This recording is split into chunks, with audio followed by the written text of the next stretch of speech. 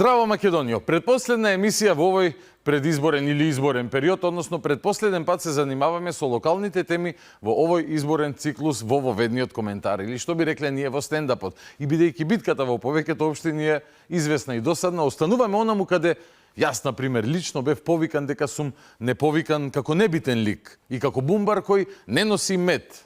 Да се подсетиме. Минатата недела Богдан Илиевски, не знам дали гледавте, посвети практично цела емисија на вас како одговор зошто го немало другарот Соте у телевизија 24. Практично одговор на она што вие му одговаравте на Христијан Мицкоски и на другарот Соте.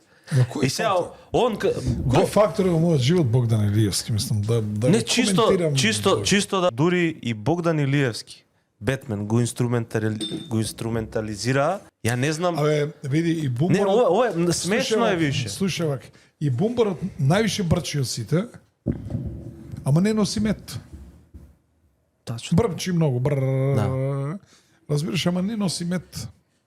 Овој коментар дојде после еден мој осврт пред неколку недели во кој на градоначалникот Јакимовски малте не му апелира во кампањата повеќе да зборува за работите кои би ги правел, наместо да зборува за против кандидатот Сотир Лукровски и да го црта како небањат човекот кој спие на таван, па купил диплома, понављал, па не знаел нешто што има по школите, па бил кандидат на олигархијата, сакал не знам колку бетон да истори покрај Вардар и така натака. Генерално пивце кооперација муабет и јас тебе да ти кажам со цел веројатно да не се зборува за понудата, туку ад хоминем да се удира по противникот. Не и се, кандидатот Стефчо одбра да тера кампања каква што одбра да тера. А јас како бумбар во лед што не носи мед, продолжив со моето обидувајќи се да дојдеме поблиску до вистината за понудата и реалниот избор кој пред себе го имаат жителите на Карпош. Па, бидејќи од Јакимовски покрај навредите кон Сотир Лукровски, слушнавме и доста изговори дека едни големи ветувања од 2021 година не ги исполнил затоа што не му чинел советот кој го блокирал или пак не му чинела сегашната власт. Нешто слично како Данела, решив да направиме едно истражување и малку да патуваме низ времето. Кога тој повторно ветуваше големи работи, владата ја водеа Груевски, Ставрески и екипата, Заев беше начело на СДСМ, Катица Јанева уште поим немаше дека ќе биде специјална обвинителка. Бајерн Минхен ја освои Лигата на шампионите во финале против Борусија Дортмунд. Арго го доби Оскарот за најдобар филм. Во Сирија започна војна. Папата Бенедикт XVI се повлече. Почина Нелсон Мендела и им се роди првото дете на принцот Вилијам и принцезата Кейт. 2013 година. Во неа Стефчо Јакимовски исто така имаше некои сериозни ветувања, за кои, ако се согласувате денес, не би имало сериозна причина да не се реализирани, нели? Ако не чинеш овој последниот совет, мора да чинел тој од 2013 до 2017. Ако пак немало време тогаш од 13 до 17, морало да има време сега, од 21 до 25 година, нели? Ако не била добра ова или предходната влада, сигурно имало некој добар во владата од она старото време. Епа, ајде да видиме некои од тие ветувања, за да може подобро да ги цениме и денешните точки на понудата, која за волја на вистината е оскудна и се темели на некакви субвенции, но што е тука е. Јас се пуштив пеш низ Карпош, да проверам што се случувало од 2013 до ден денес. Верувам ќе ви биде интересно, бидејќи јас најдов на доста фантастични проекти. Проблемите ги знаеме, решение имаме. Браво, браво, браво. Инфраструктура да е корисна, трае супер, грижа за сите, вау. Стратегиски развојни цели, гасификација, вау. Здраво живо, како што и ви најавив, денес се занимавам со нешто многу интересно. Патуваме во времето. Односно се враќаме во иднината, еве програмата на градоначалникот на Карпош Стефчо Јакимовски од 2013 година и сега јас ќе се прошетам денес малце низ Карпош да видиме во ова патување низ времето од 25 до 2013 година Како стои реализацијата на програмава за овие 12 години? Почнуваме тука од Карпош 1 кај Драмски и ќе се шетаме Карпош 1, Карпош 2, на секаде низ Карпош денеска. Се гледаме.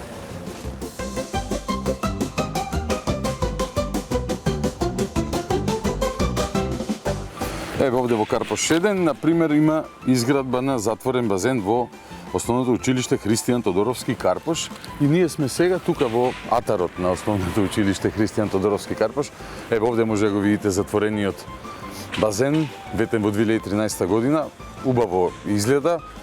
Она што ми кажа локал сапортот кој што го имаме, дека тука често се полни со вода овој паркинг кога има дождови, па може да кажеме дека ете автомобилите се учесници во пливачки спортови во овој затворен базен. И уште едно ветување имаме тука, изградба на бунари за наводнување, поставување на хидранска мрежа и хортикултурно уредување во дворот во ова школа Христијан Тодоровски Карпош, па тие бунари, невидливите бунари, можеби се полнат токму таа вода од базенот, тоа е еден затворен систем. Во секој случај многу интересно решение. Ова позади мене што го гледате е сала изградена 2010 година од владата тогаш, со која што иста во ова 2013 година Стефче се фалеше, која викаше што лошо виде Карпош од ВМРО. Сали имали ово, не па ова е едно од тие сали. Што лошо виде Карпош од соработката со ВМРО ДПМН? Добивме спортска сала Борис Трајковски, добивме лизгалиште, добивме картинг, добивме аквапарк, добивме етносело, добивме жичарница, добивме булевар Илинден, булевар Теодоси Гологанов, добивме реконструкција на улицата Козле, добивме прекрасни паркови и почитувани пријатели, добивме ние во Карпош нови 50 фасади во колективните стамбени згради. Така да ми се допаѓа многу овој базен, сега ќе одам јас да се исушам, бидејќи се намокрив, охриганец сум, ама овие карпошки базени не ми се баш јака страна, не сум навикнат вака да пливам во октомври месец. Одиме на следната точка.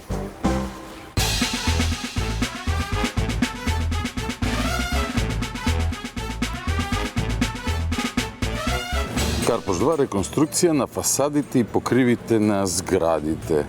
Па веројатно освен оние со кои што се фали таму дека му ги направила владата, не знам колку има сам направено, меѓутоа ова е 2013, сега сме 2025, ми се допаѓа оваа реконструкција.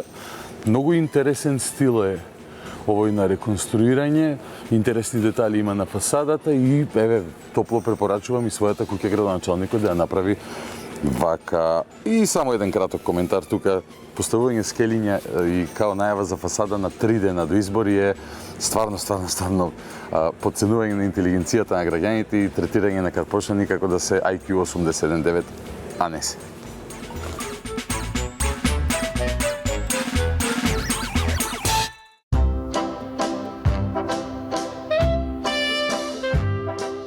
Овдека сме кај Основното училиште Вера Циривиди Трена и тука изградба на бунари за вода и тука има, многу интересно и тука се невидливи. Но она што многу ми се допаѓа во ова школа е уште еден проект ветен во 2013 и реализиран. Тоа е изградбата на културен центар во ова училиште. Сега ќе го погледнете.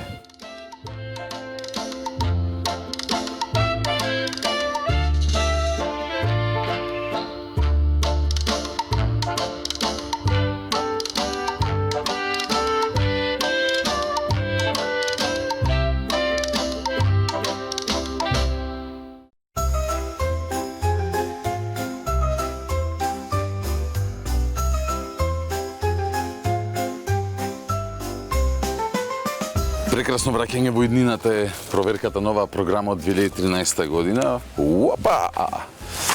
Овдека сега една точка која што ја гледам е за Карпош 2, изградба на плоштад во универзитетскиот кампус со современа урбана опрема и хортикултурно уредување. Претпоставувам се мисли на овој дел овдека, еве го овој прекрасен плоштад, ветен пред 12 години, сите уживаат во него.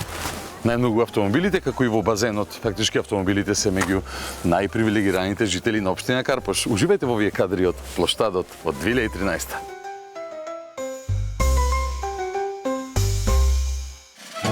Ова убава прошетка во Карпош 2 не можеше да не ја поминеме и без да ја посетиме локацијата, кај што е катната гаража. Еве погледнете тука. и во 2013 година се зборуваше за нив, особено подосна во 17 и во 21 и не само за тука, но уште 5-6 места во Карпаш.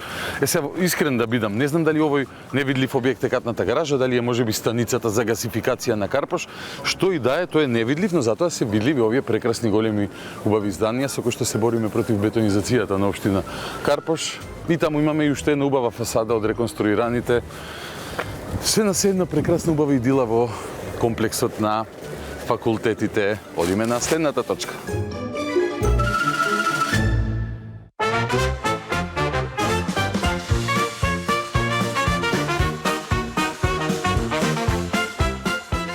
Уште еден важен проект во оваа програма од 2013 година е реконструкција на фасадите на сите руски згради. Ке ви се допадне оваа реконструкција, ви ветувам. Спасиба, Русија!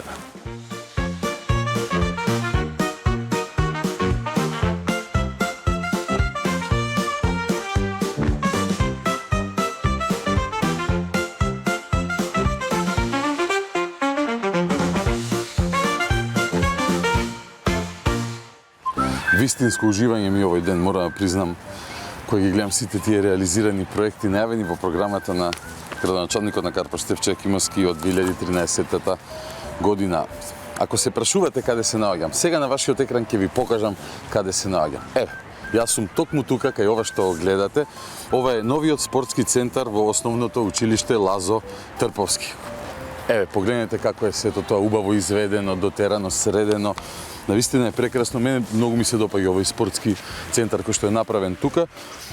Со сувата треба додуша, ова може и да се преадаптира во центар за конјички спортови, има таква еластичност подлогата и покрај спортскиот центар овдека морам да ви кажам дека има и изградба на центар за боречки спортови во ова основно училиште Лазо Трповски за бокс, кикбокс, борење и џудо.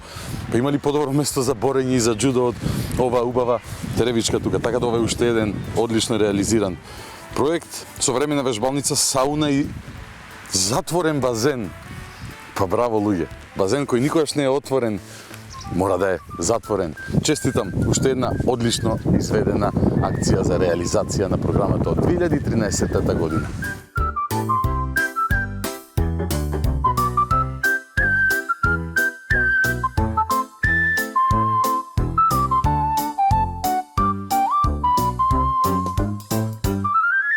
Окриганец сум, не можев да издржам, морам малку и да запливам во затворениот базен, тоа е точно тука. Ако не го гледате, тоа е затоа што вие сте опозиција или не знам што и да сте, како ве нарекува градоначалникот. Дозволете, вака се ужива во затворениот базен кој што го направи Јакимовски. Или Делфин. Хопа, хопа, хопа. Благодарам градоначалниче. Фантастично.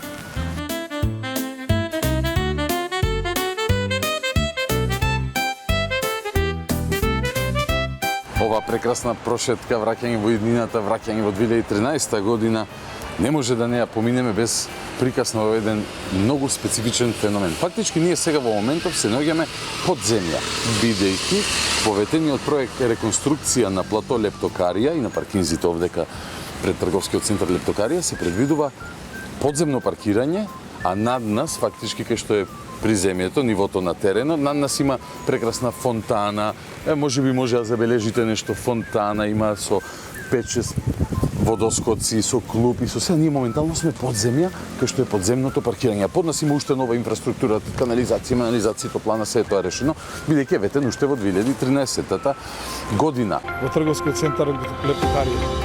Тоа значи дека сите овие возила ќе одат во подземно паркирање. Од озгора ќе има еден прекрасен плоштад со најубавата фонтана во Република Македонија. А она што не е направено, за разлика од ова што е направено, тоа се овие архитектонски чуда. Те молам погледни навака. Овие зградишки, каде што имаме зграда со кров и над кровот има уште еден кров и едно мало кровче. И понатаму другите згради се исто така специфични од архитектонски аспект, бидејќи имаат не само еден кров, туку два, некогаш и три крова. Тоа не е направено, тоа е илузија што гледате. Она што е направено, реалноста, вистината е ова реконструирано плато на пред трговскиот центар Лептокарија и ова подземно паркирање. Па ајде сега да излеземе некаде над земја и продолжуваме со прошетката.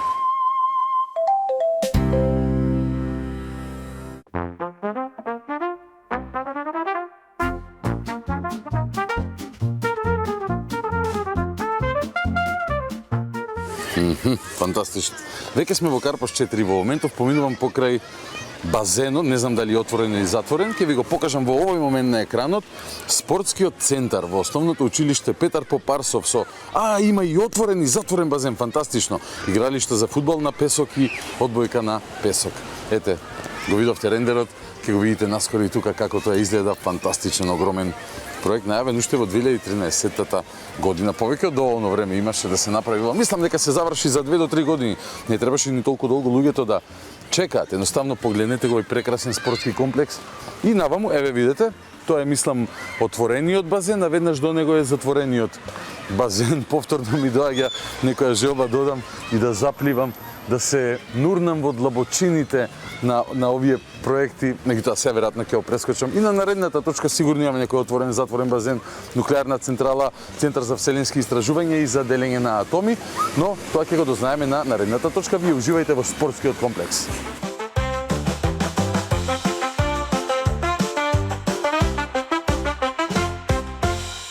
Фантастично. Фантастично. Може би ова ви личи дека е направено во 1963 година, но не. Ова е сигурно новата градинка што е ветена во програмата од 2013 година. Малку делува различно од ова што го гледате сега на сликата во овој момент, меѓутоа, знаете, сликите може да излажат, но реалноста не. Еве новата градинка ветена во 2013 година.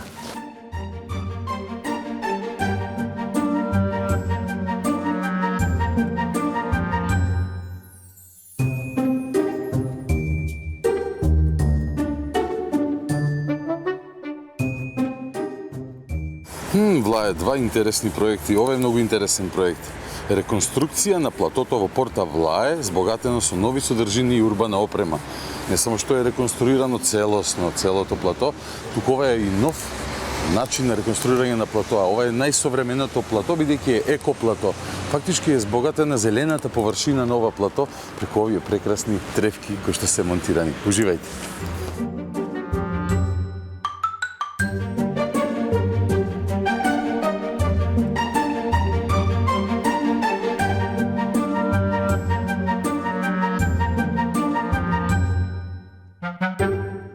Ево, ова е еден интересен проект кој што не е најавен, но е сепак реализиран. Ова се најмодерните азбесни покриви во школото Димо Хаџидимов во Влае 2 и плюс имаме тука и еко олуци. Значи тоа се олуци со зеленило, се збогатува зеленилото, се спречува дури и она непотребно сливање на вода долу кај што би требало да ја собираат олуците, така да едно прекрасно решение не е ветено, меѓутоа е реализирано и тука треба да му се аплаудира на градоначалникот.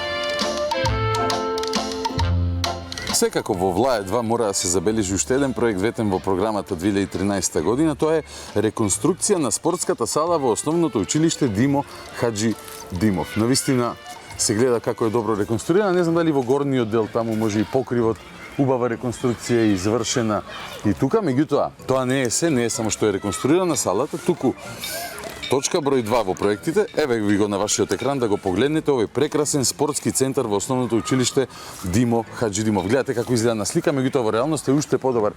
Погледнете навака, еве го новиот спортски центар, исто така е од типот на невидливи објекти и иновација своевидна кога е во прашање водење на општина, иновација во локалната самоуправа. Не го гледаш, но тој е тука, тој те гледа тебе.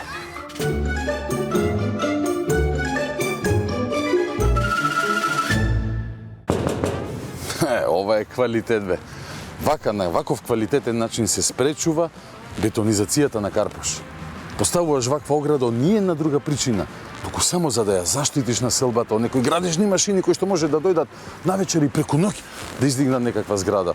По кои згради се разбира дека не е познат овој градоначалник. Браво за запирањето на бетонизацијата и за терањето на урбанистички планови по желба на граѓаните.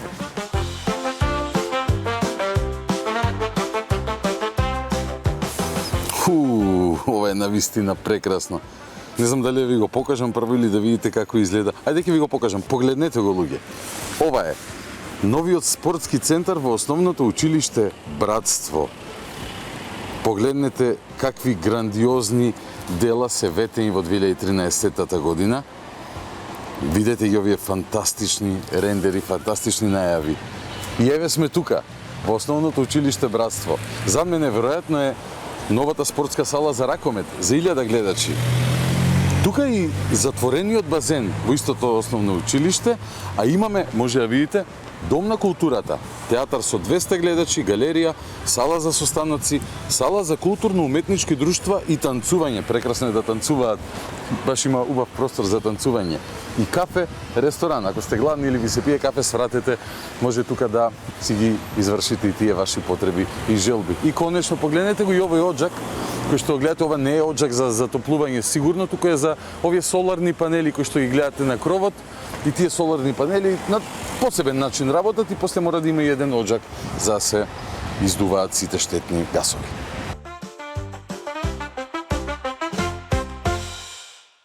Јустиција е можеби со превез на очите, меѓутоа и таа може да ги види големите проекти најавени во 2013 година токму овде во урбаната заедница Кузман Јосифовски Питу, конкретно тука сме во школото Владо Тасевски, каде е ветен затворен базен. Прекрасно денес се во мода да се учи, а и тогаш беше во мода да се градат затворени базени, како и амфитеатар. Погледнете го амфитеатарот за културни настани во основното училиште Владо Тасевски. Навистина уште два импозантни проекти, вредни проекти за нашите најмили, за најмладите, кои што се ветени пред 12 години. Уживајте, ако некогаш ви се плива, слободно поминете тука да си пливате во базенот или пак ако имате некој културен настан за одржување и амфитеатарот е спремен да ве пречека.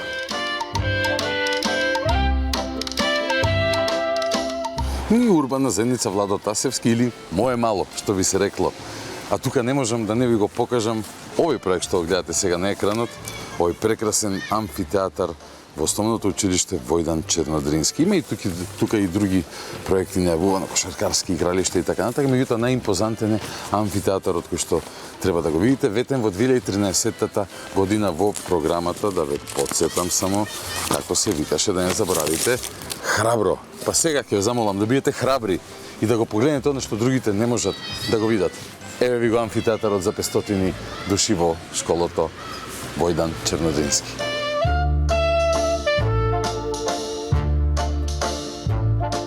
Кога шетате овдека на Млечен, мора да внимавате да не ве испрска фонтаната, која што е, аман, и овие прекрасни делфини да не дојдат да ви земат од храната која што може би ја носите во рака. Но најважно да не ви испрска оваа фонтана која што е најавена во 2013 година токму овде на платото на млечниот ресторан. Ако проаѓате од тука, пројдете понекогаш во фонтаната, има и други рипчиња, може да им фрлите смоки со вашите најмлади, да ги нараните, да уживате вистина во овој прекрасен амбиент ветен во 2013 година, кој, ако некој каже дека не го гледа, не е доволно храбар и е против развојот на општината. Само храбро и уживајте во оваа фонтана.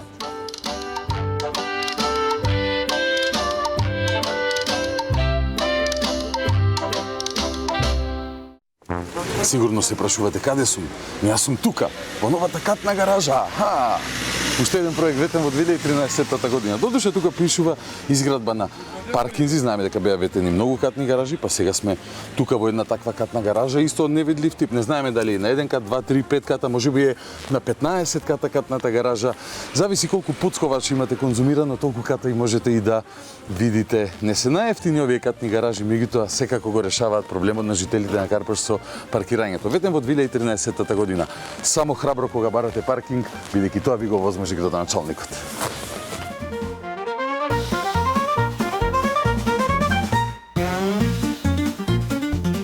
И повторно сме тука, каде што ја започнавме оваа наша прошетка, која што денеска се надевам ве увери во една многу важна работа, дека кога сте храбри, кога сакате, можно е се да видите, без оглед дали е направено или не е направено. Се шетавме, се враќавме низ времето во програмата од 2013 година на градоначалникот Јакимовски, визија за Карпаш. Храбро бевме, доволно храбри да ги видиме работите кои што другите можеби не ги гледаат, бидејќи се злонамерни, не умислат добро на развојот, не умислат добро на овој реон, не мислат добро на општина Карпаш. Ова само треба да ве потсети дека од 2013 година до денес се смениле многу влади, се смениле многу работи, меѓутоа она што не се менува се овие реализирани проекти кои што ги видовте денес. Кога се сака се може, нели? Нема изговори кои што може да се употребат да се каже ова не е направено затоа што биле овие на власт, биле оние, сите биле на власт, нели? Поминале неколку мандати и кога се сака се може, како што видовте во денешната репортажа. А ако некој се уште нешто не може да види, нека си ја врати на почеток, нека биде храбар и ќе ги види работите кои другите не ги гледаат.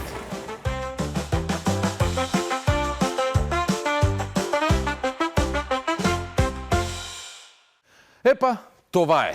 Една слика 1000 зборови, а 20 на минути репортажа удрете рачун, што би се рекло, самите знаете тоа да го правите. Како за еден бумбар, кој не носи мет, ми беше задоволство да го изведам овој Карпошов лет, бидејќи некои луѓе се едноставно досадни во своите жонглирања и величарења. Јас. Од мене толку, од гласачите повеќе или помалку. Еден го спознае, ќе видиме во недела.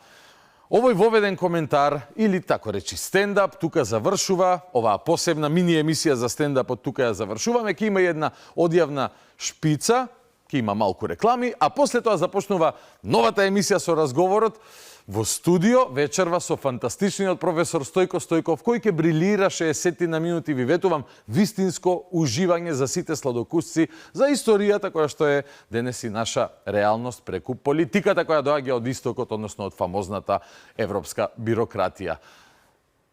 Толку во воведниот коментар, но останете со Алфа телевизија, ќе биде интересно, бидејќи за неколку минути одиме со новата емисија со разговорот и со Стојко Стојков.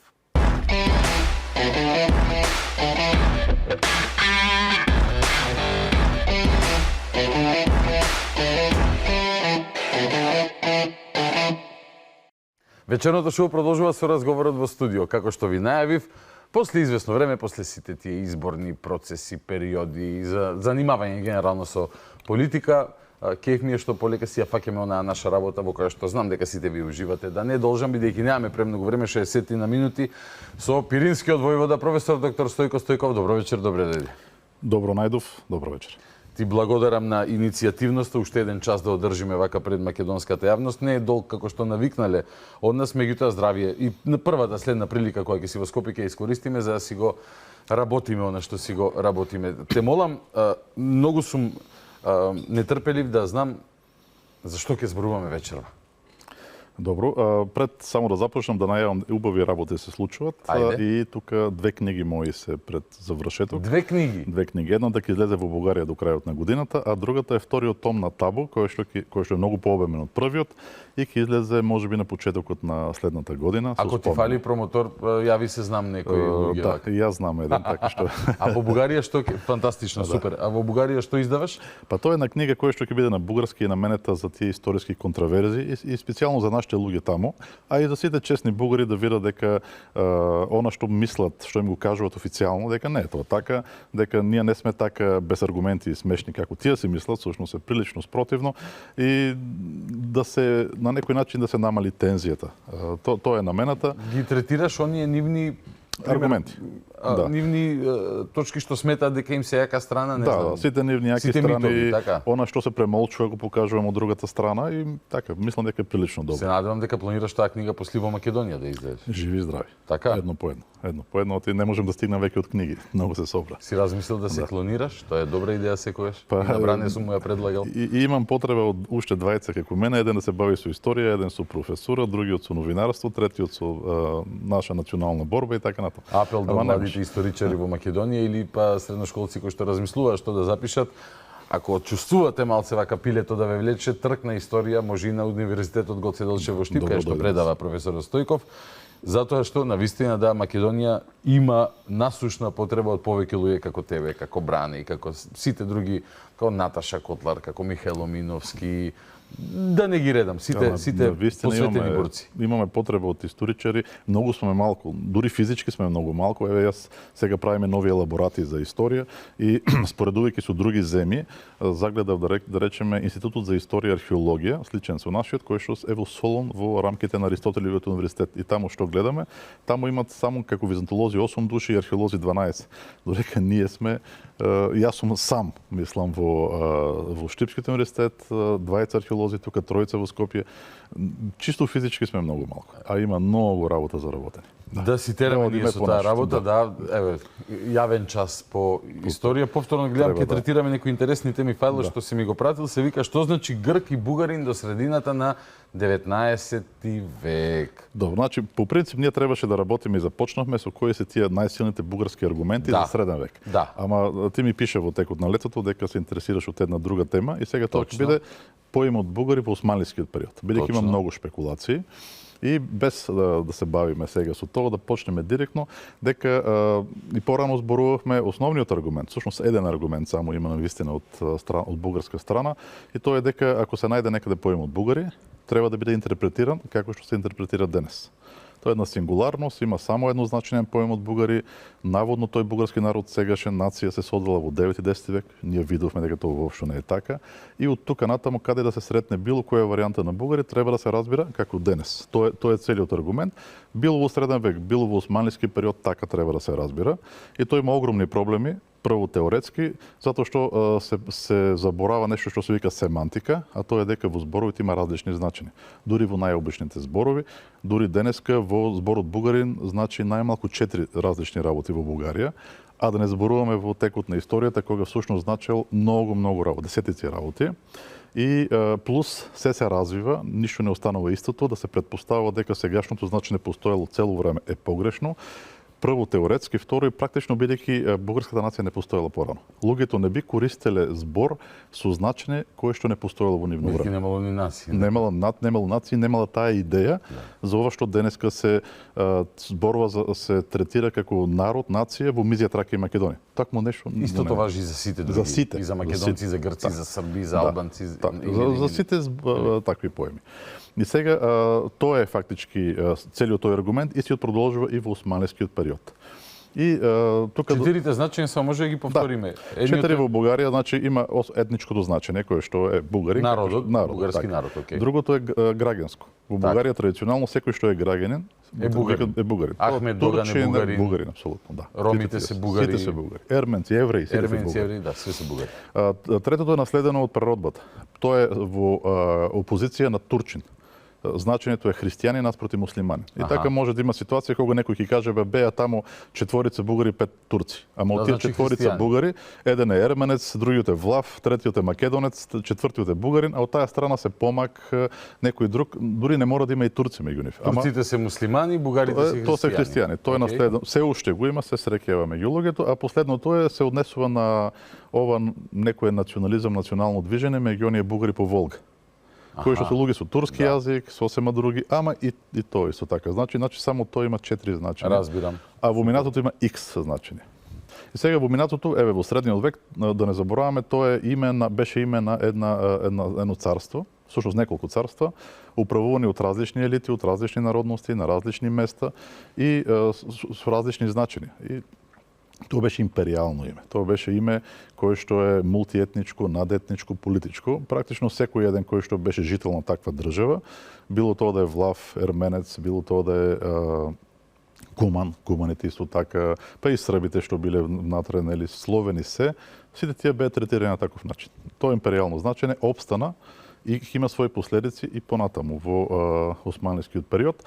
Другото значење беше создадено... Прости, како што ние денес читаме, пример, некој македонски крал од 2 век пред нова ера, и да кажеме, ова е ист човек како мене. А тоа, нели, малце комплицирано за... Тука всушност таму е уште покомплицирано, бидејќи во едниот случај барем се зборува за некое кралство кое што на иста територија сме. Има промени во луѓето, ама можеби мнозинство се уште се држат иста линија, нели? Тоа е нешто може да се каже, иако никогаш не е исто, апсолутно не. Да, не може да кажеш дека директна. Точно. Но во тој случај имаме уште подрастична ситуација, бидејќи има преселби големи. Исклучувајќи ги тие што се оригинално да ги наречеме етнички бугари во Добруџа, и кои што опстанале како гагаузи до денеска, исклучувајќи ги нив, другите се неетнички значења. И за словени, и за луѓе во Северна Бугарија, и за власи, и за срби, и за кумани, сите тие се неетнички значења, политички значења, империјално како ромеи, како што ромеи, исто и тоа, значи тоа е. Ама тие ќе опстанат дека имаат своја рефлексија во османлискиот период, ќе видиме после малце каква е таа рефлексија. Добро. Имаме уште едно значење кое што се создаде во средниот век, и тоа настана после создаването на Охридската архиепископија, кога ромеите по нивниот многу чуден бирократски начин ја крстија на цела Бугарија. Значи, такви чудни некои преместувања во просторот и времето тие правеле. Темите? Да, темата Македонија направија во Тракија, нема Темата проблем. Бугарија во Македонија. Бугарската земја што беше Добруджа, традиционално, нели, сега тие најнаш направи една и тема и катепанат Бугарија, но и архиепископија на цела Бугарија. И таа цела Бугарија всушност вклучуваше цела Србија, нели, скоро ништо од Бугарија. Тракија не беше вклучена, Северна Бугарија практично не Кога исто Шумадија е бугарска. Да, бугарската Шума, бугарски Белград и така натаму. Поголем дел од Македонија, делови од Албанија и друго, и тоа беше сега цела Бугарија. Тоа што се случи е што во таа институција, Охридската архиепископија на цела Бугарија, нели, во која што Бугарија не влегува, беше единствената во 11 и 12 век во Византија во кој што се користеше старословенскиот јазик како официјален. И за византиските автори започна еден процес, тој се гледа во 11 век, двата поеми да се поврзуваат, а после едниот да го измести другиот. Наеднаш поемот бугари стана ист со поемот словени. И словени исчезна од византиските извори, остана бугари да се користи како словени и бугарски јазик. И сега тоа е интересно да речеме, во средниот век во византиските извори нема српски јазик поем. Сервикаглот, нема такво нешто. Тоа пак е бугарски јазик. За нив сите во Мала Азија што имало Се што е словени, словенско, да, срби, го сите зборувале бугарски, вулгарико. Тоа е дело на византиските автори. Да, тоа е надворешно. Тоа не се користи во словенски текстови во средниот век до 14 век воопшто. Значи тоа е надворешно, но е елитно. Тоа е сепак империјата и таа е многу престижна. А тука другите автохтони записи не До 14 век никој во Македонија, мислиме до 15 век, никој не го користи да рече да го нарекува старословенски од бугарски. Но веќе го имаше тоа кај византиските автори, значи имавме империјалното значење, го имаме и тоа значење што го создадоа византиските автори и тоа го најдов всушност османлиите кога дојдоа тука на Балканот. И тие прво создадоа едно свое значење на се тоа. И тоа не е значење милетското значење. За оние што не знаат, милетскиот систем е систем во кој што се дава, се организира населението по верска основа, при што милетот е вид религија или црковна организација и која што има одредена автономија, нетериторијална автономија, одредени права, право да се убират некои такси, заштита судска и така натаму. И така ќе се создадат серија милети, и тоа е рум милет, да речеме. Еве, од мојот крај ние сме били по принцип рум милет. Румелија, така. Тој доаѓа од Румелија, од Ромеи доаѓа. Од Ромеи, Тој е да. ромејски милет, што значи православен генерално, но по-конкретно таков кој што е подчинет на Цариградскиот патриарх. Надвор од тоа има и Јахуда милет, тоа се евреите, има Армани милет, но во случаите кога има црква која што има во своето име бугарско или српско, ќе има и соодветните милети исто. И бидејќи Охридската архиепископија продолжила да постои до 1767 година, Трновската бугарска црква е уништена, но ова постои, затоа ќе имаме булгар милет во тој период, кој што не значи во никој случај етничка припадност, тоа е било кој во таа црква. Таа црква се шири, офаќа цела Србија, пак во еден период. Во Босна ќе најдеме бугари нагоре. Тоа обично не го цитират затоа што покажува дека тоа не е етничка. Цела Босна бугари. И да, баш тоа се случува. Значи, после ќе исчезне, 1817 година кога ќе се создаде екзархијата, пак ќе се појави. Значи, и меѓу овие луѓе има, да речеме, ромите православни по реката Брегалница, што ги викат караци, така сум слушал барем, ти исто така се во Булгар милетот, тука се власите, тука се сите, тоа не е етничка категорија, никош не било. И тоа сите што се бават со тоа го знаат реално. Тоа не е некоја тајна. Тоа е што ќе го донесат турците османлии. Меѓутоа имаме што се случи со овие две значења за кои што зборувавме пред тоа. И овие две значења, едното, кое што беше империјалното, доживеа еволуција, каква што се случи со името римјани после падот на Римската империја на запад. Добро. Во раниот среден век, римјани во Франција е збор што значи селани. Стварно? Да. Римјани значи селани. Во раниот среден век во Франција. Таа еволуција е нормална. Слично нешто се случи овде, зборот бугарин стана и доби значење селанец. По падот на царството. Постепено во текот на османлискиот период, а сличниот на него империјален поем, кој што беше ромеи или на старословенски грци, нели, тој пак доби значење граѓани. Тоа се нови значења кога се изгуби старото значење, ги нема империја. Да се соционими, така? Да, тоа се имаме поеми кои што си ја губат основата. Тие веќе не се однесуваат на ништо и мора или да исчезнат или да се адаптираат. Да се трансформираат, да. Како што во некои јазици се случило зборот словен, како ќе исчезнат славините, да се адаптира како збор за нешто друго. За роб, тука имаме За роб, да. Тука имаме адаптиране, сега нема бугарски царства, нема ништо, затоа се адаптира и станува за селани, а другиот, поелитниот, станува граѓани. Граѓани, тоа е едното, и сега да видиме. Ќе влеземе во изворите сега? Тамо ќе влеземе кога ќе стигне да, всушност да, селани, само момент да видам, бидејќи сега ми кажа дека имам кратко време, морам да кратам и сум малце Ќе ми простиш, но да, така се случува, вонредни околности. Тие се добро. Или Да видиме. Еве да ги видиме изворите. Ајде да влеземе во изворите, дајте мој лаптоп. Ево сме, што значи грк и бугарин до средината на 19 век. Да се чита натаму, од Атанас Шопов ќе читаме, тој е најголемиот познавач од бугарска страна на тие работи. Атанас Шопов вели, и живота и положението на българите в вилаетите, 1893 година. Издадена во Софија 2013. Второ издание. Да. Смислата на зборовите грк и граѓанин е еден и ист смисолот. Граѓанинот не може да не се нарекува грк, зашто инаку ќе го носи називот селанец. Значи или си грк или си селанец, така? Да. Така што оној кој се преселува од селата во градовите задолжително го примал и називот грк, тоест граѓанин. Селаните разбираат под зборот грк граѓанин, човек кој што не е селанец. Бугарин значело селанец. И денес, уште во битолско, ова е 893-та, со зборот булгар разбираат селанец, па било тој турчин, влав или грк. Да. Тоа е сосема јасно и директно кажено и човекот ни дава два примери во неговите поминувања кога зборувал со луѓе. Аха, пример еден. Шопов ја запрашала една стара баба во Серес дали е бугарка. Не, синко, гркиња сум. Не видиш ли, во градот живеам, тукашно носам. Ами знаеш ли грчки, бабо? Од каде ќе знам, синко? Сега младите се учат. Ами каква гркиња си ти кога не знаеш грчки? Ами од кое село си, бабо? Еве тука од Порој. Малечка сум дошла во градот, но не можех да се научам, да има грчки јазик. Да. Али била гркиња битна, така. Пример 2. Прашал една селанка во Рупел. Каде е Рупел? Рупел, реката Струма истекува од Пиринска во Егејска Македонија, меѓу двете планини Беласица и... Добро. Прашал една селанка во Рупел. Ами ти каква си, бугарка или гркиња?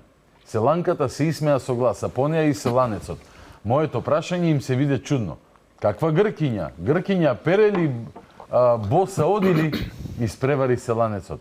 Стои, сакам таа сама да ми каже каква е. Каква сум, не видиш ли, дебела бугарка, селанка. Да.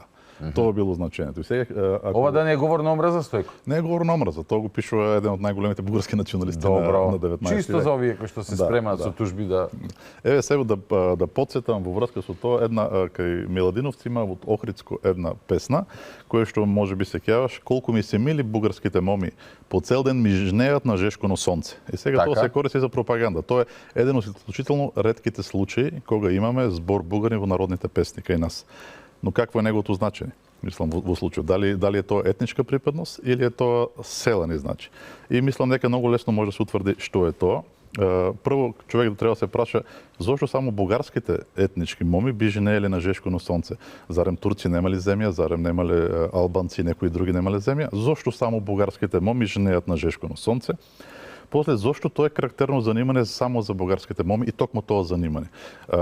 Охридско знаеш дека не е баш земјоделски крај. Да. Нели зошто не крпат мрежи, зошто не белат платно кубилена, зошто не веза, зошто не ткаат, зошто во градот се гркините, затоа што во градот се гркините и тие тоа го прават. А кој го прави тоа жешконо сонце? Селанките без разлика на етничка припадност, како што видовме во Битола. Сега е сосема јасно. Колку ми се мили селските моми, по цел ден ми женеат на жешконо сонце. Така е, одлична констатација. Да. И тука имаме изворите. Да, изворите имаме уште една констатација од Константин Иречек. Константин Иречек. Да, еве го. Ако го прашале, кој беше Константин Иречек? Тој е чех кој што пишува првата бугарска историја и голем пријател на бугарите. Ако го прашале некој граѓанин за неговата народност, тој неретко одговарал дури и во Трново дека е грк. Многумина дури се чувствувале навредени ако ги нарекувале бугари. Зошто? Затоа што бугарин значи селанец. Затоа се навредува човек. Фактички сега Стојко, бугарите се грци, така, а ние според нив сме бугари, значи преносно ние сме грци, така? Не, тоа се прави хаос. Наместо да видиме што значело тоа семантички тогаш, се разбира. Во случајот народно масовно пропагандистички ова чисто едноставно. Тоа треба да го разбереш на друг начин. Грците би може да го искористат да каже дека сите градови на Балканот живееле само грци. Стојко без контекст, да, или па Византија дека пола Европа биле ромеи, односно римјани, односно после Се манипулира преведено, со зборови. Но тоа е едното значење, нели тоа што потекнува од старото империјално значење, дојде до селани и до граѓани. Но имаме Разбирам. друго значење и тоа е елитно, кое што доаѓа имено од страна на Цареградската црква. Елитна употреба, Да. болгари и болгарски јазик. Да. Дајте лаптоп. Сега, тука имаме тоа што се случува е она за кое што зборував дека во византиските текстови започнале старословенски да го нарекуваат бугарски и за генерално. Добро. Од тука доаѓа и сега некои автори кои што пишувале на црковно-словенски, но поминале низ такви училишта или биле поврзани со Цареградската патријаршија, ја земале таа терминологија, само што им било многу незгодно, не може да користат бугарски. Зошто? Затоа што значи селенец прво, нели, не е соодветно за јазик, и второ значи селенец без разлика на етничка припадност. Па не може да кажеш дека бугарски јазик, тоа може да е турски и секако. Да. Затоа смениле на болгарски. Аха. Болгарски. Тоа е интересно, ќе зборуваме после од каде и доаѓа и што значи. Добро. Но имено тука доаѓа таа кај некои автори словенски, тоа е елитно значење на Ќе читаме сега старословенски. Цвич.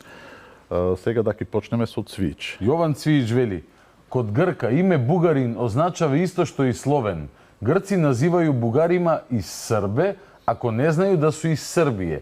Име србин за грчког селјанина е политички појам, а бугарин етнографски. Да, тоа е доста јасно кажано.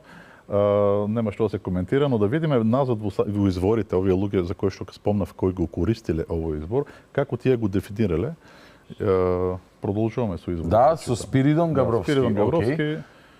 Роден 1740-1824 година, историја во Кратце о болгарском народе народе. словенском. Тоа во Молдавија ќе биде издано 1792 година. И опишува илирската историја. Илирската Сега ќе видиме историја. каква е таа. Петиот, и веќе може да се цитира. Петиот цар илирически болк, а и болк. Ау сега ќе ги измешаме картите, леле мајко. Ја освоил Тракија, Македонија, Далмација, дури до Белото море и до Рим. Овој за антика зборува. И заповедал на народот да се нарекува... Чекај малце, за кој период зборува? Антика е тоа. Така? А си тумачи Тра дека... историја, да. Извинете.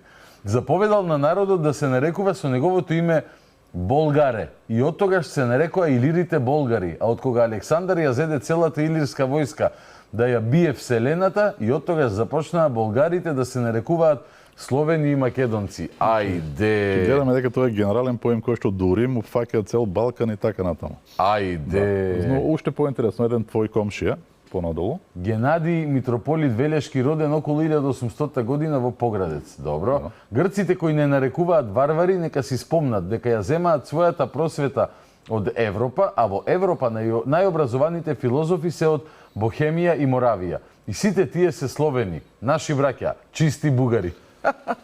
Чесите и словаците се бугари во случајот. Браво. Ама пази, ова Генадий има логика, ама овој ми личи Спиридон Габровски на, како се викаше тој, Христаки Павлович ли, кој што имаше... Па сите се обидувале да конструират некаква историја преку комбинација на такви работи, да се измислат. Тоа го правиле, што да прават? Да. Нема ова- како, Нема или- контакт со мозоков дека, ама... Па не, од неколку книги се зема и за да направиш една линија, бидејќи не може, тој до денеска не може, мора да кажеш дека неколку различни поима значат исто. А што интерес па имал тој да им ја да ги врзува?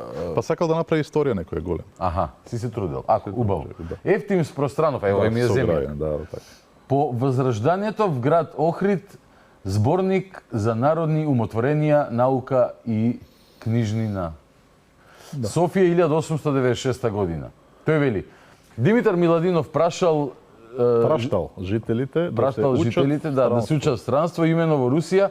Со голема радост го прифатил предлогот на Илија Капчев да го испрати неговото дете Иван во Русија да се учи на бугарско писмо. Да.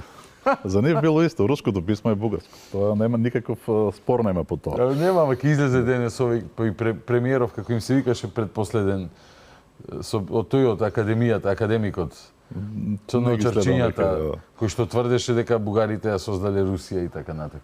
Има такви работи, да. Ева го повторно Ефтим Спростран за првото бугарско школо во Охрид 1859 година.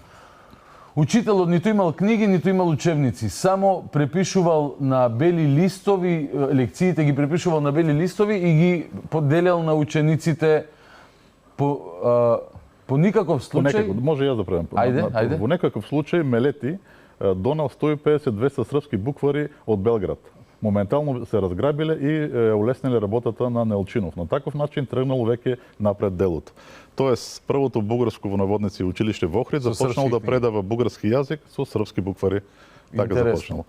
Толку било тоа, никој не разбирал дека тоа е посебен јазик. Тоа е едноставно словенскиот. Не е Ама битно многу е тоа. лесно, Стојко. Србите се бугари и готово се. Јас ќе ти објаснам. Не, ама интересно дека за луѓето тогаш што било така, бидејќи бугари не е етничка припадност, а сите словени се бугари. Така Дали е. ќе земеш руска книга или српска, таа е бугарска. Што да повториме, тоа е наследен термин, последица на како Византиците се го истолкувале во и османлиите го наследуваат. И не османлиите, туку тие истата таа црква Цариградската, тоа го пренела, бидејќи таа е висока институција, го пренела на многу луѓе кои што се пишуваат на словенски и го присвоиле терминот од А таму. околу значењето на зборовите, еве, малце да ја расшириме хармониката, може да зборуваме за значењето на терминот индијанци, нели? Или за значењето на терминот американци. Да.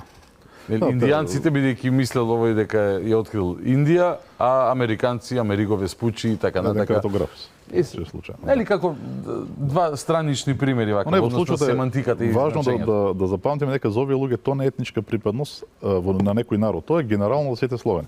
Така што тие не грешат нешто кога го користат, тие го користат на многу различен начин поемот. Како индијанци и индијци, примерно апсолутно различни работи се тоа. Така е. И сега може да продолжиме тука. Ајде, одиме во изворите за српски учители кои предавале бугарски јазик во Македонија.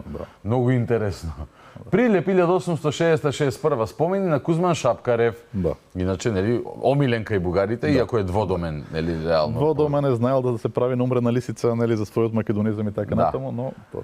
После заробеништвото на Јордан Хаджи Константинов Джинот, Прилепското бугарско училиште стоело 6 месеци имено до февруари 861 со само еден наусничар. Што е наусничар? Носничар тој е учител од келините училиште каде што учеле одредени работи на памет. Тоа е мал да може ги Наизуст, зборува. добро. А во спомнатиот месец еден србин имаше дојдено во Солун. Прилепските трговци во овој град, жедни за главен учител, штом го виделе го најмиле за таков и го испратиле во својот град, а неговата српска народност не била за нив ниту предмет за колебање. Кој тоа бугарско во наводници училиште, кој предава еден србин. Може да замислиме колку го знае бугарскиот во наводници јазик овој србин. Еве и Кукуш. Кукуш 1860-1868 спомени повторно на Шапкарев. Сите ученици што ги најдов, бе околу 60-70, од кои само десетина знаеа малку нешто да читаат по бугарски, останатите скоро сите беа сосема почетници. Од првите србинот имаше направено нешто како клас, им предаваше по српско-бугарски. Како би звучал тој српско-бугарски сега? Човекот предава на јазик на кој што знае и мешал некои локални зборови. Бидејќи бугарски и словенски генерално, тој предава на српски. Тоа е реално што правил. Еве истото го има и во Велес. Пак Одиме. истиот ни го кажува. Ајде. Во Велес, на почетокот на 1860 година, еден србин од Караѓорџевските се случило да слезе во Солун, а прилепчани го најмиле за главен учител и го пратиле во Прилеп.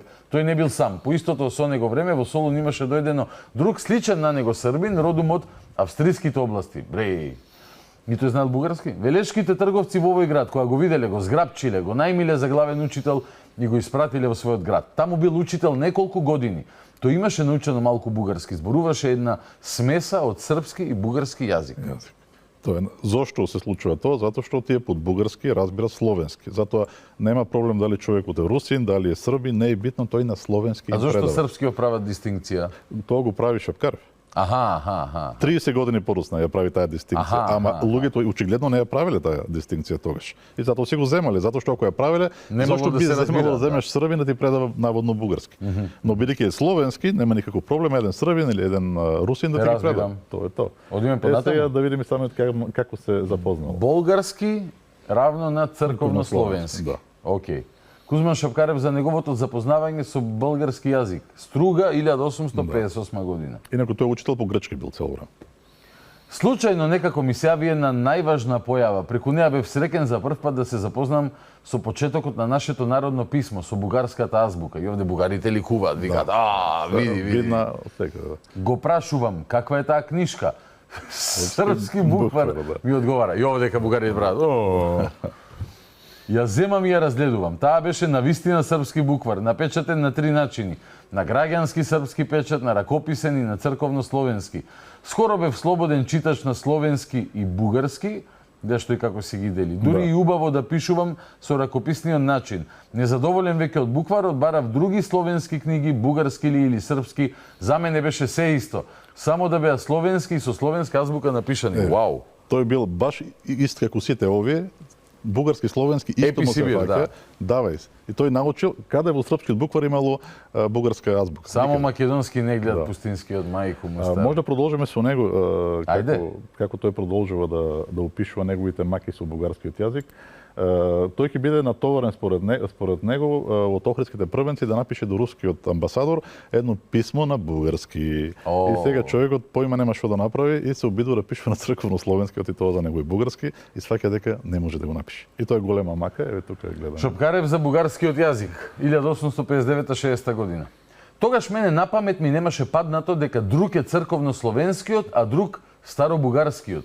Ниту има вслушнато дали имало некаква разлика меѓу едниот и другиот. За него сето тоа било бугарски.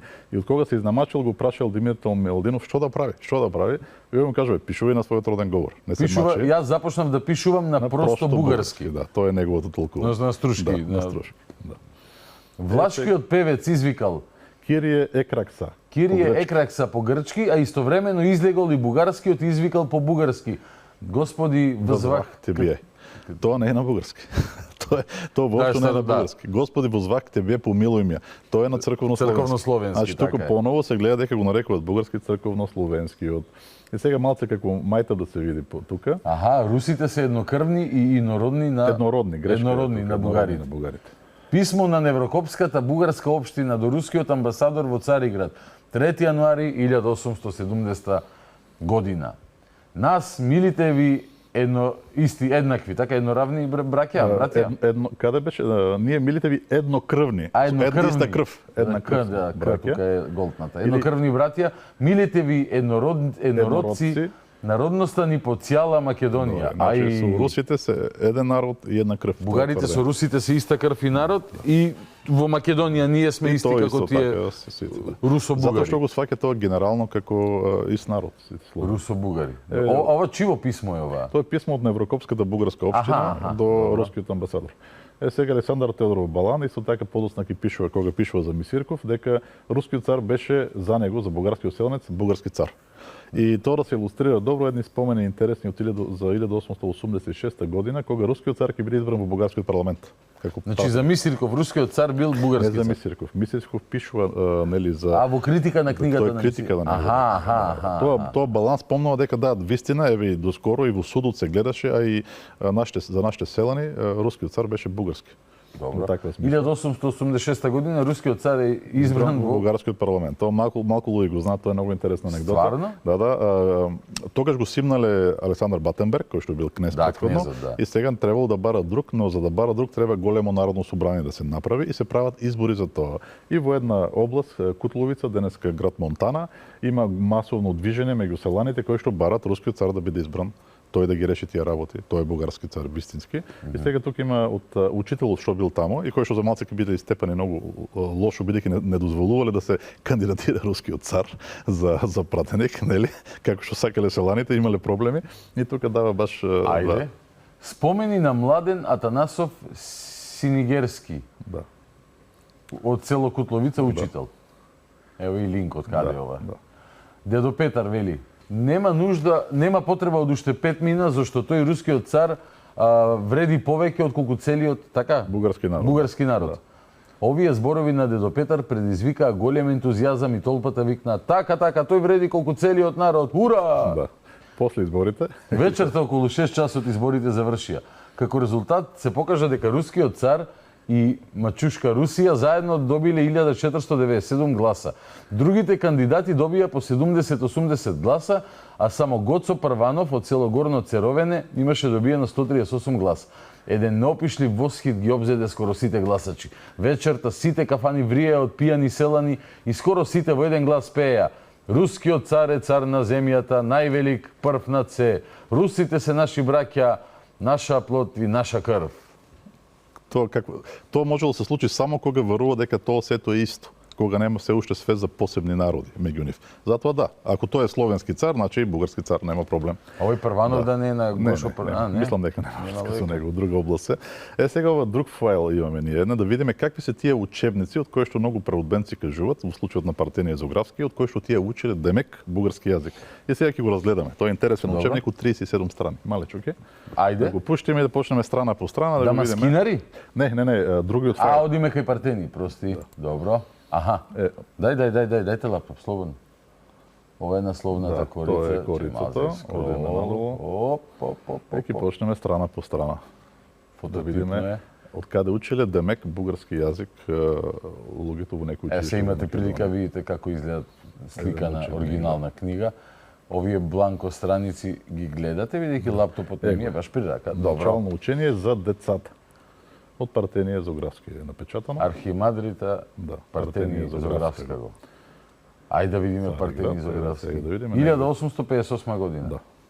Да. Цариград, Галата. Надолу. Битно е да видиме на каков јазик се. Еве сега и гледаме азбуката и што гледаме тука, тоа е црковно-словенската азбука. Не е бугарска азбука. Тоа ги има сите можни знаци кои што ги нема во бугарската азбука. Точно. Добро. Да, тоа е првата страна. Еве гледаме сега во различни ракописи ни ги дават човекот. Тоа е вид буквар. Гледаме каков буквар учат црковно-словенска азбука. Добро. И таа е бугарска. И сега почнуваат со слогови. И гледаме слоговите напишани пак на црковно-словенски. Добро.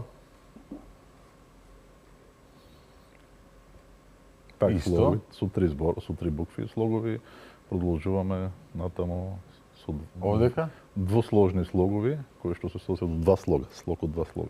Кротка, прошка, локва, клетва, жетва, квачка, робство, така натаму. робство, смоква, мрсно, И така натаму, продолжуваме натаму. братство. Да. Три сложни слогови и така натаму, нели? Но сега да гледаме дека тоа се всушност со црковно-словенска азбука Да, пишуваме. добро. Тој буквар фактички ги учи на црковно-словенска азбука, не ги учи на некаква бугарска. Азбуки, веди, глаголи, добро, ести и така натака. Добро. Така, скоро ќе стигнеме до текстови да видиме какви текстови всушност читале. И да продолжиме тоа. Тие слогови и така натаму, тоа се само примероци, но да стигнеме до некој текст. Што е тоа? Молитва од Ренеја. Јаже должно јес отроча во став од сија, не можам да видам далеко ми, Богу благочестију воздати. Ова не е бугарски. English, please.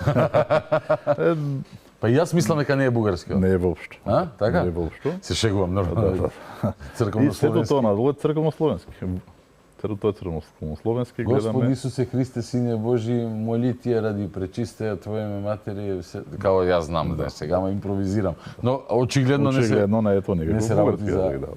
И да продолжиме да видиме понатаму што има, гледаме пак црковно-словенски. А тезата е дека од оваа книга... Од ова, многу ги спомнуват и од преводбенци дека се учел бугарски јазик, се учел и спомнуват оваа книга. Од букварот на Партенија Зографски, тој не е за бугарски јазик. Па не е баш, та? Да, ич не е дури. Воопшто уствари не е. Да. Еве продолжуваме 13-та страна веќе, до тука сме само на црковно-словенски. И до крај истото ќе... Не, до крај, од 37 страни, 30 се црковно-словенски, а на крајот имаме неколку многу интересни страни, кои што сакаме да ги видиме, само да стигнеме до таму. Океј, важи. Но се друго е црковно-словенски. Нема, може било каде да запреме и да провериме црковно-словенски. Разбирам, а ово е 18-та, чекај вака ќе правиме. По-брзо да стигнеме. 10 Божи заповеди на црковно-словенски ги гледаме. 27-ма, добро. Околу 300 некаде треба да завршиме со овој дел, што е главниот. Сега тука има нравоучителни совети напишани на неговиот дијалект фактички. Страхот Божи е начало и основание, темел на секое добро. Тој си направил некоја своја верзија. Тука има поуки околу 2-3 страни се, не 5 страни се мислам, кои што се поуки на неговиот дијалект. Добро. Тоа што го направил, некоја негова верзија на јазик. Не мисли ти можеш да скриеш од Бога не толку лошите работи, но и лошите мисли.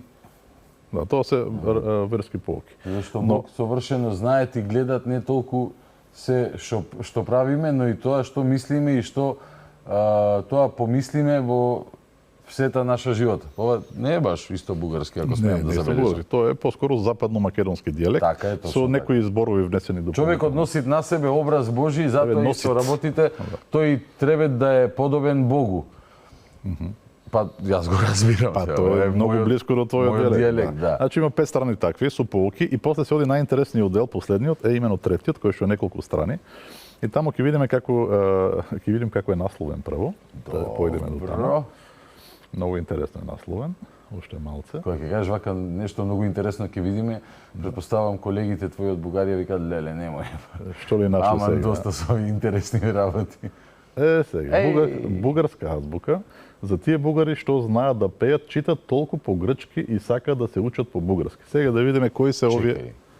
Вау. Тој ги дава сега бугарската азбука, За бугарите? паралелно со грчка. Не, сега ги покажува што според него е бугарската азбука. И сега тоа ќе е многу интересно. Која е таа бугарска азбука? Ајде. И ќе видиме дека прво е црковна азбуква, Добро. и тоа е едноставно црковно-словенската. Ќе Добро. видиме со грчки толкувања. Добро е да ја завршиме неа. Азбука гражданска. Каква е таа сега? Дали е тоа бугарската азбука? Не. Всушност не, тоа е руската азбука од тоа време. Со сите овие еве ја, она кое што е воведено во времето на Петар Велики, најдолниот ред, третата, ова не е црковно, дури не е црковно словенски, ова не е ниту старословенски, ова е азбуката на Русија во времето на Петар Велики. Тој ја нарекува граѓанска, но тоа е руската азбука реално погледнато. Да. А што е објаснувањето долу на грчки? Вале за азбуката објаснува нешто на грчки. Објаснува кој А за овие што знаат грчки за да ја научат азбука. Да знаат, да може да го научат. Да, учебник. Значи човекот ни покажува како бугарска азбука што, црковно-словенската и руската азбука ни ги покажува како бугарска. Точно. Од 37 страни, 30 се црковно-словенски, 5 се на локален дијалект негов, а другите две објаснуваат, ни ги представуваат овие азбуки како Демек. Демек ни ги Мајко му става. од ова наводно учеле бугарски јазик. Гледаме дека тоа не е бугарски. Значи тоа е една традиција што тука постои кај поучените луѓе да сметат дека словенското, старословенското, општо словенското го нарекуваме болгарско и нема проблем со руси, со срби, со се. А која е одбраната нивна денес на оние кои ги протежираат тие тези, што е дека се е бугарско и Русија е бугарска? Тие едноставно си добро, за тоа не знам точно какво име, дека Демек оделе малку предалеко, но всушност тие си имале свест дека се посебен бугарски народ, ама дека се слични и роднински со другите. А никој од нив не го кажува тоа. Тие кажуваат иста крв, ист народ, исти сме, тоа е еден народ. Тие немат идеја дека на Балканот има посебен бугарски народ кој што е различен од сите овие работи. Тоа е истиот народ. И затоа кај некој од нив ќе се развие да речеме Приличев идејата кога зборува тој за бугарски јазик, тој создава всушност еден пансловенски јазик. Не знам дали знаеш случајот му дава да преведе Илијадата. Нели тој е вториот Хомер и така натаму. И човекот тргнал да преведува, но тој според неговото разбирање бугарски јазик, тоа е некој генерален словенски јазик. И тој се измешал генерален словенски јазик и кога го направил преводот, кога го виделе бугарските преводбенци, буквално им бил одвратен. Дури и Христо Ботев напишал стихотворба во кој што спомнал: "Ах, зашто не сум Парличев да преведа Илијадата, но с такъв превод за којто и тојага лобут да ми се пада." Мислам, тоа го напишал за него. Што значи тоа е лобут да... Стап. Кјотек. Аха. Таков превод да направам, и Кјотек да заслужувам за него. Мислам, тоа било од него. Значи, има таа местна традиција, генерално да се словенско, кај мала елита, да го смета дека тоа е болгарско. И грк бил, нели?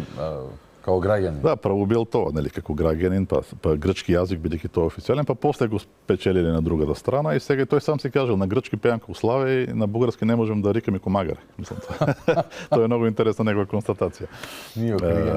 Сега ова се што го видовме, зошто е битно? Затоа што тоа ни објаснува една цела серија текстови кои што обично се цитираат за да се докаже дека еве гледаш конкретниот јазик го нарекувале еве во Тетовско, во Скопско, на други места го викаат бугарски. Значи, тие имале свест дека имаат се припадници на бугарски народ. А нема никаква врска. Нема врска. Значи, тоа што ќе учитаме после малце, се уште не, е една појава која што е позната како движење на дамаскинарите. Тоа е по името на првиот што го прави тоа. Во Венеција издава една книга Дамаскин студит и во таа книга има, тоа се главно поучни житија, пораки некои кои што се за луѓето. Што било идејата на дамаскинарите? Православната црква се нашла во голема непогода во османскиот период, бидејќи немало држава стои зад неја, таа немала доволно ресурси, доволно училишта, а јазиците кои што се користеле во литургија и во книгите што ги имале биле многу високо ниво, да кажеме, тие се класични јазици. Ниту тие што зборувале грчки ги разбирале како луѓето, ниту нашите луѓе разбирале старословенскиот кога ќе го слушне. Тој е како странски јазик за нив. И сега тоа е голем проблем. Како тие луѓе да се научат на христијански морал, етика и вера, кога нема кој да им го објасни. Тие дури да прочитат книгата, нема да разберат за што се однесува. А бројот на луѓе што може да го истолкуват е многу малку и не може да стигнат. И сега дамаскинарите тоа го решаваат на следен начин. Ние ќе пишуваме на проста верзија на тие јазици. Било тоа да е грчкиот кој што тие го викале ромеика, проста верзија на ромеика што се зборува во Мала Азија, да речеме, Смирна.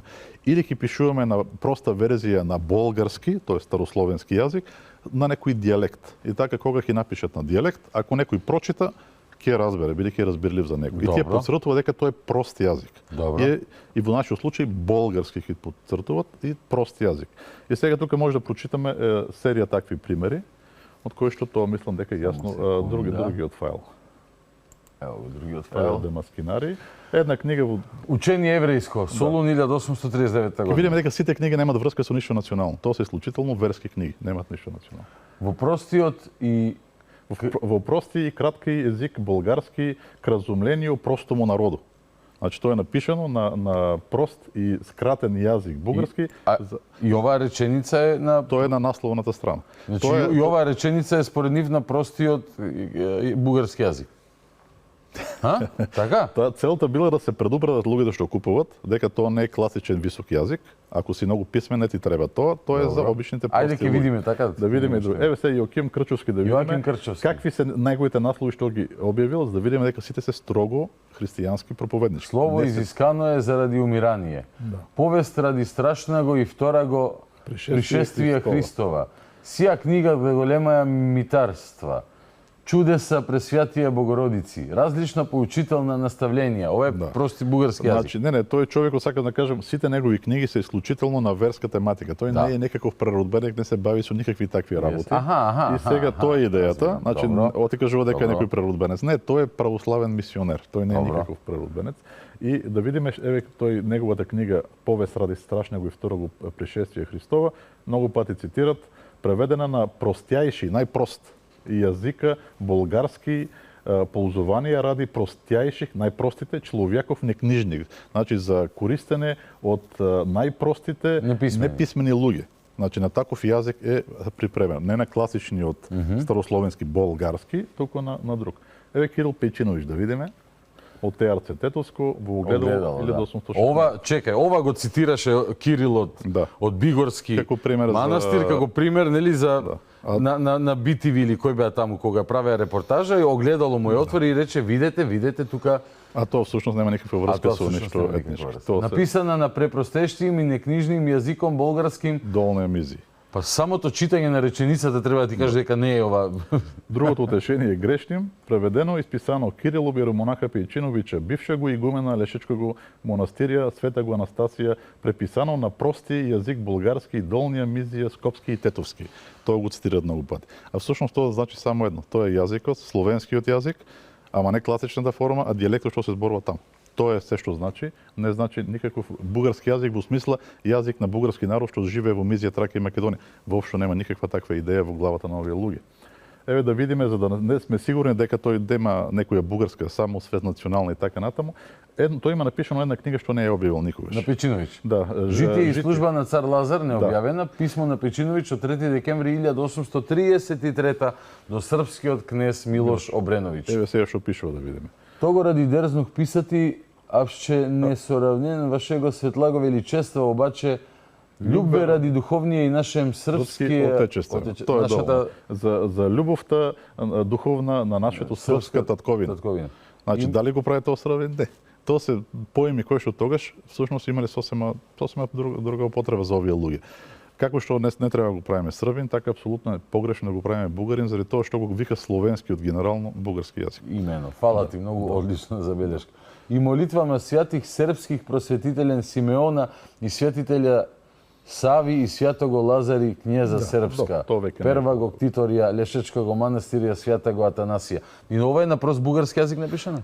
Така, го викале прост затоа што не е класичниот оној Даде старословенски, старословенски, да. простена верзија, белки луѓето да ја разберат. Yes. Али некој би рекол дека ова е бугарски, така некој ден се. Не, денеска некој каже, човекот сметал дека тој е бугарин, дека луѓето живеат и зборуваат тука бугарски. Ама тој под бугарски разбира словенскиот по принцип, така што и во Полска може, ако преведе на полски јазик некаде, да каже на простиот бугарски јазик во полска. Примерно, но тоа Знам што да кажем, многу е лошо кога се манипулира и се вади од контекстот на времето и се става модерна содржина во ново вино во стари мебови се става. Тоа е буквално што се прави. Ново вино во стари мебови и тие што се случува пукнуваат. При прва проверка мебовите пукнуваат. Манипулации со само за малци тоа ќе кажам, бидејќи тоа е интересно. Добро, ајде да го прочитаме. Бидејќи многу од тие луѓе што се користат денеска, како Шапкарев конкретно, тој ќе биде примерот, тие пишуваат 30-40 години постфактум, живеејќи во Бугарија во време кога луѓето немаат пензија и тие сакаат со тоа што го пишуваат прво да се етаблират меѓу луѓето, второ можеби да добијат пензија од бугарското народно собрание. Така што тие не ги представуваат работите баш како што реално биле и тука ќе видиме тој претендира Шапкарев дека тој отворил бугарското училиште во Демек во Охрид, такви работи, но Спространов коментира на ова. Може да го прочитаме. Спространов ги негира тврдењата на Шапкарев дека го имал воведено бугарскиот јазик во класичните во основните овие се класните училишта во Охрид во 1859 година. Обаче современици тврдат че совсем не е било така и че немало за бугарски јазик в класните училишта. Значи ова тврдење на Шапкарев всушност е невистина според спомените на други. Тој прикрива меѓу другото и својот македонизам за кој што обвинуван. Тие играле на две страни. Да. Тоа е веќе сосема друга тема. Може да ги разбереме. Да. Тој еден човек кој што е учител, тој треба да има место учителско. Ако не ќе изгуби тоа, тој нема што да работи. Така што зависи кој може да му понуди работа и треба да се сообрази. Дали имаме време само да прашаме? Имаме едно сигурно 3-14 минути. Режија, замолувам на Стојко да оди кадарот. Добро, тогаш да резумираме фактички. Овде што имаме? Имаме еден момент во кој што е важен да се каже, а именно сакам да акцентирам на формата болгари. Ова е променетата за да се разликува од таа се користи за да не се користи бугари, бидејќи бугари е прво еселенец од секаква народност, така што не може прво еселенец, после еселенец од секаква народност, така што не може да го наречеш како јазик тоа е невозможно, селски јазик примерно. Селски каков, турски, влашки, македонски, словенски каков. Но и затоа што тоа е навредливо. Добро. Бидејќи думата бугари имала во себе како што грк била елитна и значила писмен човек, по принцип. Ова форма бугари значила не само селенец, но значила и неписмен селенец. И не е многу позитивно неписмен селенец. И затоа имаме тие искажувања на некои преродбенци бугарски дека зошто се срамиш да се наречеш бугарин. Значи тие гледале дека нормално човек би се срамил ако го наречат неписмен селенец. Значи не било поради национална причина тоа срамене, по друга причина, друго значење. И сега што е интересно тука? Значи тие болгари од кај го земале од Русија всушност, од странство, а до некаде под влијание на тоа што биле на грчкиот јазик вулгарос, болгарин им е поблизу, но го земале од руски. Значи не е тоа тука природно нешто кое што се развило. И ако забележиме кај нас како се користи, кој е зборот што го користиме е бугарин, но тој е збор кој што не можел да се развие природно кај нас. Тој не се развил овде. Ние го имаме земено од кај србите. Таму е природен развој кај нив. И тоа што значи тоа? Како? Значи види, се тргнало старословенската форма благарин, кој што понатаму и тоа е многу слично на зборот влк, волк, нели, волк. И сега тоа се развива нормално во бугарскиот, влк станува вълк. И како што и благарин станува българин. Нели, тоа е нормален развој на исток и во бугарските говори. Во српските се развива вук станува, така станува и бугарин, на сличен начин. Добро разбирам. Во македонски, ако имаше природен развој, ќе станеше како волк, станеше болгарин, кој што е навистина интересно, меѓутоа ние го немаме ниту во народните песни, ниту го имаме во нашите диалекти никаде. Значи немаме природен развој внатре да се развил. Ако тоа беше збор кој што го користеше народот, тој требаше да ги преживее тие историски промени во јазикот. Но тој никогаш не ги преживеал тие, бидејќи никогаш не бил дел од историскиот развој на јазикот во Македонија. Наместо тоа е преземен збор од странство, од Србија. во случајот бугари. И тоа е многу важен момент, тоа ни покажува дека не може воопшто да зборуваме за некаква бугарска традиција кај обичниот народ во Македонија. Тоа воопшто не е случај, тоа нешто. И тоа е важно да се каже. И сега да резимираме, значи во османлискиот период ние имаме 3 значења, пред да се појави националното значење кое што ќе дојде со помош на Русија.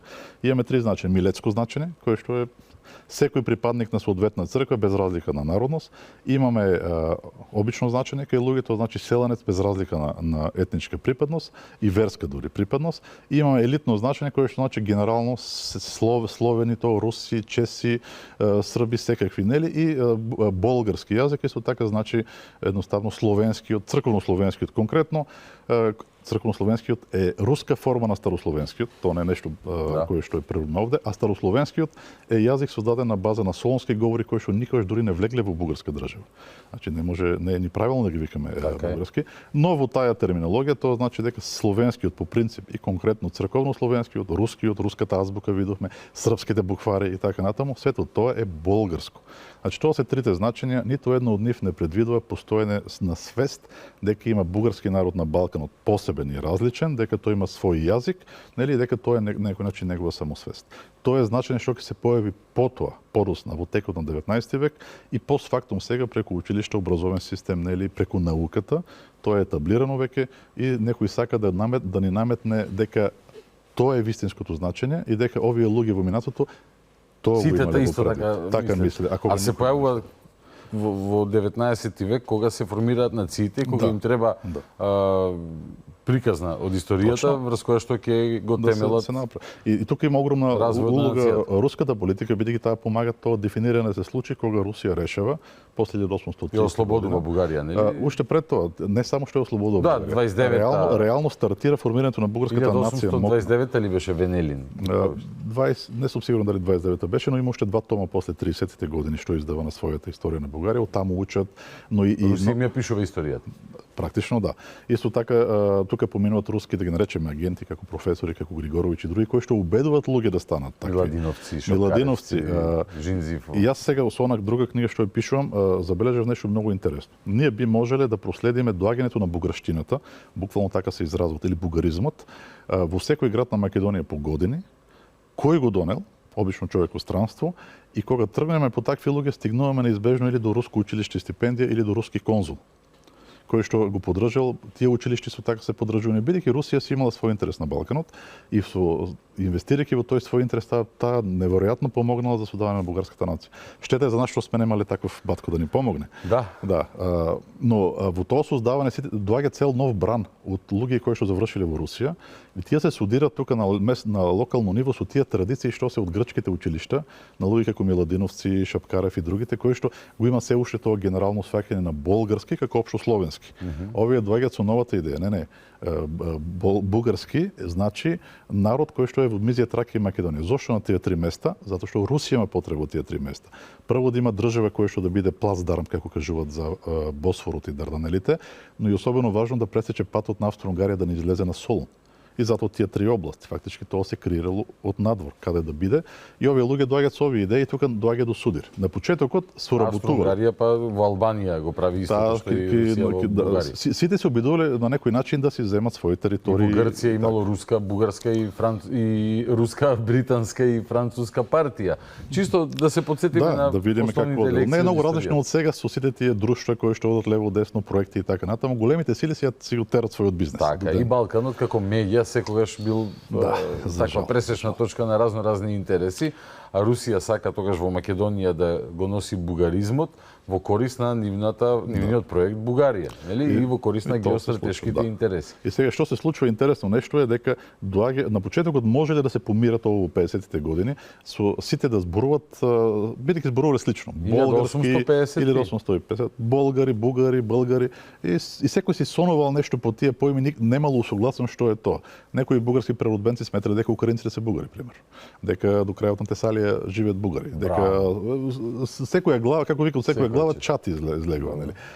Проблемот настанал кога тоа се фиксирало 1860 година во Истанбул има едно собирање на бугарски преводбенци и тогаш се фиксира што е она што навистина треба да разбираме под тие зборови.